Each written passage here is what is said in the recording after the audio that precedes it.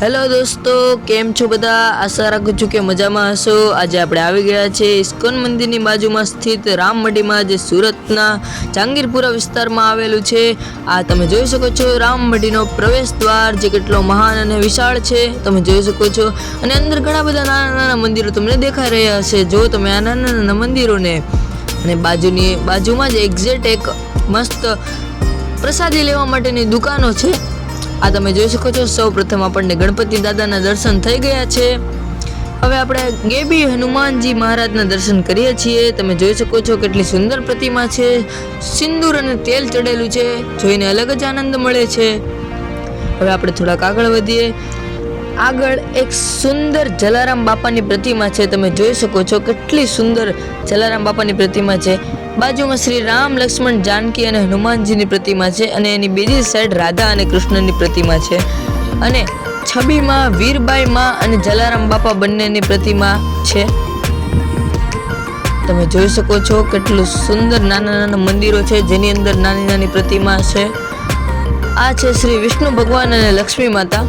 તમે જોઈ શકો છો આ નાના નાના મંદિરની અંદર નાની નાની પ્રતિમા કેટલી સુંદર છે. આ તમે જોઈ શકો છો સાંઈ બાબાનું એક મંદિર છે, જે નાનું પણ નથી અને મોટું પણ નથી. તમે જોઈ શકો છો સાંઈ બાબાની કેટલી સરસ મૂર્તિ હતી. હવે શનિદેવની મૂર્તિ તમે જોઈ શકો છો. શનિદેવના મંદિરની અંદર પ્રવેશ કરતા તમને નાની નાની ઘણી બધી મૂર્તિઓ જોવા મળશે અને છબીઓ પણ જોવા મળશે. તમને હું બતાવું છું કે કરીને તમે જુઓ બધી જ મૂર્તિઓ અને છબીઓ. આ શનિ ચાલીસા છે. વિડીયોને સ્ટોપ કરી તમે જોઈ શકો છો, વારે ઘડીએ સ્ટોપ કરી તમે જોઈ શકો છો. હવે આપણે આગળ વધીએ. આ ઘંટ છે કેટલો મોટો. આનો અવાજ હું તમને નથી સંભળાવી શકતો, ખૂબ જ તીવ્ર અવાજ હોય છે. અને આ તમે શનિદેવનું મંદિર જોયું હશે. ચાલો હવે આપણે તાપીમાના દર્શન થઈ ગયા છે. આ તાપીમાનું નાનકડું એવું મંદિર બનાવેલું છે. ગાય માતા છે. તમે જુઓ ગાય માતાને જોઈને એક અલગ જ આનંદ મળે છે. જોયું ગાય માતા કેટલી મોજથી રહે છે. આપણે તેને ચારો ખવડાવીએ છીએ. અહીંની બધી જ ગાયોને ભક્તો ચારો ખવડાવે છે, જેથી કરીને ગાયો ભૂખી નથી રહેતી અને શાંતિથી અહીંયા તેમનું જીવન પસાર કરે છે મોજથી એકદમ. આ ગીર ગાય છે. તમે જોઈ શકો છો આપણા ભારતની સૌથી ફેમસ ગાય ગીર ગાય. તમે જોઈ શકો છો આ કેટલી બધી ગાયો છે અહીંયા. અને બધી જ ગાયોનું સંચાલન અહીંયા ખૂબ જ સારી રીતે થાય છે અને સાફ સુથરી રહે છે અહીંયાની ગાયો. અહીં ગીર ગાય વિભાગ છે, જેમાં 2-3 ગીર ગાયો છે. અને આ સૌથી વિશાળ ગાય છે ગીર ગાય. તમે જોઈ શકો છો પરમ પૂજ્ય સદગુરુ સંત શ્રી લાલ બાપાની રામમઢી એવું લખેલું છે અહીંયા. હવે આપણે થોડુંક અંદર જઈએ અને રામાપીર બાપાના દર્શન કરીએ. અભિષેક દર્શન લખેલું છે. તમે જોઈ શકો છો અહીંયા રામાપીર બાપા છે. જો આ રહ્યા તમને અત્યારે દર્શન થઈ ગયા છે રામદેવ પીરના. બાજુમાં કાનુડો છે, શ્રીનાથજી છે, એની બીજી સાઈડ માતાજી છે અને શંકર ભગવાન. અહીંયા ખૂબ જ નાની નાની છબીઓ અને મૂર્તિઓ છે. આ પૃથ્વી માતા તમે જોઈ શકો છો. પૃથ્વી માતા કેટલા સરસ પ્રતિમા અહીંયા છે. કેટલી સરસ સરસ પ્રતિમા છે પૃથ્વી માતાની પ્રતિમા. તમે જુઓ પાછળ છે કૃષ્ણ અવતાર, રામ અવતાર ને બધા અવતારની પ્રતિમા છે. આ એક સ્તંભ છે. તમે જોઈ શકો છો ભક્તો ફેરા ફરે છે ચારે બાજુ. અહીંયા એક ડેકોરેશન કરવામાં આવેલું છે. કંઈક ફંક્શન લાગે છે પણ ખૂબ જ સરસ છે. અત્યારે અખંડ રામધૂન, જે હું તમને આગળ બતાવવાનું છું, અખંડ રામધૂન સંભળાવવાનું છું. જો આ સ્તંભને જેની ચારે બાજુ ભક્તો ધજા ચડાવે છે, શ્રદ્ધાથી અહીંયા ધજા ચડાવે છે અને માનતા માને છે, જે તેની માનતા પૂરી કરે છે રામાપીર ભગવાન. હવે આપણે થોડાક અંદર આવી ગયા છે. આ એક મોટો વિશાળ, ખૂબ જ વિશાળ હોલ છે, જેની અંદર ભક્તો રામધૂનની મજા લઈ રહ્યા છે, પોતપોતાની રીતે ભક્તિ કરી રહ્યા છે. જય માં નાગેશ્વરી માતાની કેટલી સરસ મૂર્તિ છે.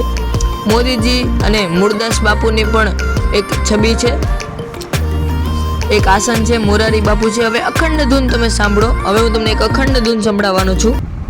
રામ જય જય રામ, શ્રી રામ જય રામ, જય જય. તો તમે સાંભળી છે અખંડ ધૂન, તમે સાંભળી હશે. હવે આપણે રામાપીર ભગવાનના દર્શન કરવાના છીએ. જો તમે આ રામાપીર ભગવાનની કેટલી સરસ પ્રતિમા છે અહીંયા. આના દર્શન કરવા માટે, રામાપીર ભગવાનના દર્શન કરવા માટે લોકો કેટલા દૂર દૂરથી આવે છે. તમે ઘર બેઠા દર્શન કરો છો.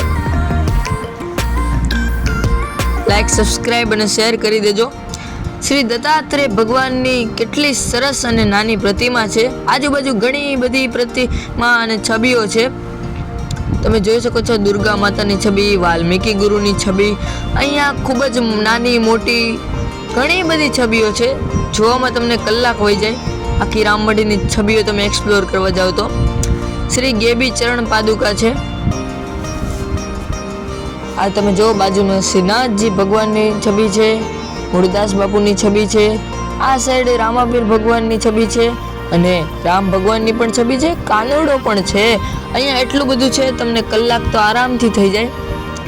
નરસિંહ મહેતા તમે જોઈ શકો છો. તમને હવે એક એક કરીને નાની નાની મૂર્તિઓ છે બાજુમાં, તેને દર્શન કરાવું. ભક્ત પ્રહલાદ ભક્ત છે. ગુરુ નાનક છે. પછી અહીંયા કોઈ નામ નથી લખેલું ખાસ. મૂળદાસ બાપુ છે. તમે જોઈ શકો છો મૂળદાસ બાપુની છબીઓ છે. જગતગુરુ શંકરાચાર્ય ભગવાન છે. ભક્ત નરસિંહ મહેતા છે, જેમણે કૃષ્ણ ભગવાનને 26 વાર પ્રસન્ન કર્યા હતા. આશરે 26 વાર. આ સ્તંભ છે, મેં તમને દર્શન કરાવ્યા. હવે આપણે થોડીક પાછળની સાઈડ આવી ગયા છે, જ્યાં એક મસ્ત એની વસ્તુ છે. હું તમને એ જણાવવાનું છું. જોઈ શકો છો આ મસ્તીની વસ્તુ છે, એક મિની ગિરનાર. આ રામમઢી તેના માટે ખૂબ જ ફેમસ છે, પણ અત્યારે 5 રૂપિયા તેની ટિકિટ છે અને વરસાદ હોવાના કારણે અત્યારે બંધ છે. તમને હું નથી બતાવી શકતો, તેનો મને અફસોસ છે, પરંતુ તમને હું એક વાર તો જરૂર બતાવીશ. આપણે અત્યારે આવી ગયા છે ભવનાથ. જેમ ત્યાં ગિરનાર પાસે પણ એક ભવનાથ છે, તેમ અહીંયા પણ ભવનાથ છે. અને અત્યારે શ્રાવણ મહિનો ચાલુ હોવાથી ભક્તોની ભીડ છે. અહીંયા શ્રાવણ મહિનો છે. આગળ મારો એક કાંતેશ્વરનો પણ વ્લોગ છે, તમે જોઈ શકો છો. આ શ્રી નરસિંહ મહેતાની ફરી એકવાર મૂર્તિ આવી ગઈ છે, જે ગિરનાર પર્વતની એક્ઝેક્ટ સામે છે. તમે જોઈ શકો છો આ ગિરનાર પર્વત. અત્યારે હું તમને નથી બતાવી શકતો, પરંતુ આગળ જતાં તમને એક વાર તો જરૂર બતાવીશ.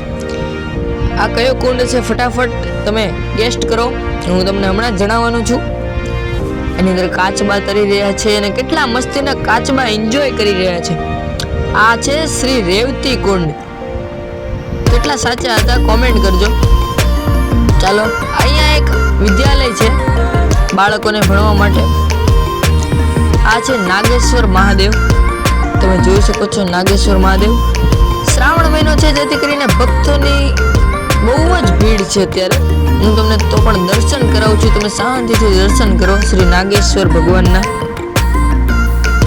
જો કેટલી સરસ શિવલિંગ છે. નંદીશ્વર મહારાજ છે.